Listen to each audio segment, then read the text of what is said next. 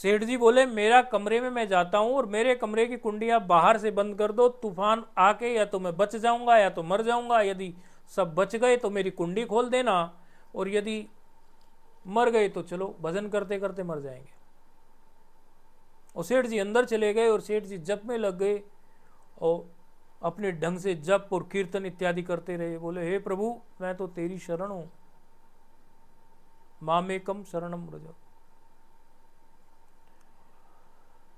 मुझे अब किसी और की शरण में जाना भी नहीं है और मेरे पास कुछ और चारा भी नहीं बचा है। और जप में लग गए अपने नियम में। तो कहानी कहती है, ये घटना कहती है, कल्याण में भी छपी थी ये घटना। कल्याण पत्रिका जो है गीता प्रेस गोरखपुर से छपती है, कल्याण में छपी थी ये, कि पूरा जहाज ही बच गया।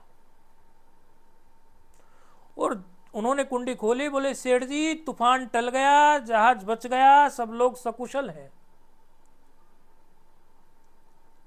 सेठ जी अवश्य आपने प्रार्थना की होगी भगवान से। बोले भाई मैं तो सबके मंगल की कामना कर रहा था, हे प्रभु हम पर संकट है, आपके अलावा हमारा और कोई नहीं, समुद्र के बीच में हमारी कौन रक्षा कर सकता है जब तूफान आ रहा है। तो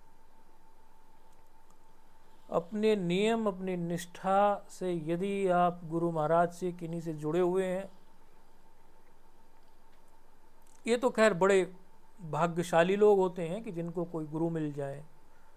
गुरु के लक्षण कई बार हम बताते हैं, शास्त्र में जो लक्षण आए हैं मुंडको उपनिषद में, तस्मात् गुरु मेवाभिगच्छेत् श्रोत्रियम ब्रह्म तद विज्ञानार्थ, उस ज्ञान को पाने के लिए, उस तत्व को जानने के लिए गुरु की शरण जाओ। बोले कैसे हो? बोले श्रोत्रियम ब्रह्मनिष्ठ हूँ, श्रोत्रिय हूँ, ब्रह्मनिष्ठ हूँ, ब्राह्मण शरीर के हो, शास्त्रवेता हो, ब्रह्मनिष्ठ हो, उनकी स्वयं ब्रह्म में निष्ठा हो।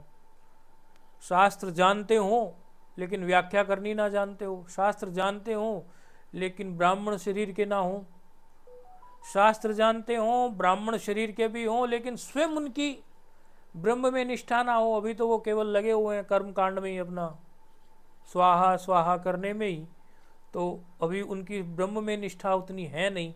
अभी तो केवल वो पैसा यूं ही कर्म कांड को सिर्फ पैसे के लिए करते हैं।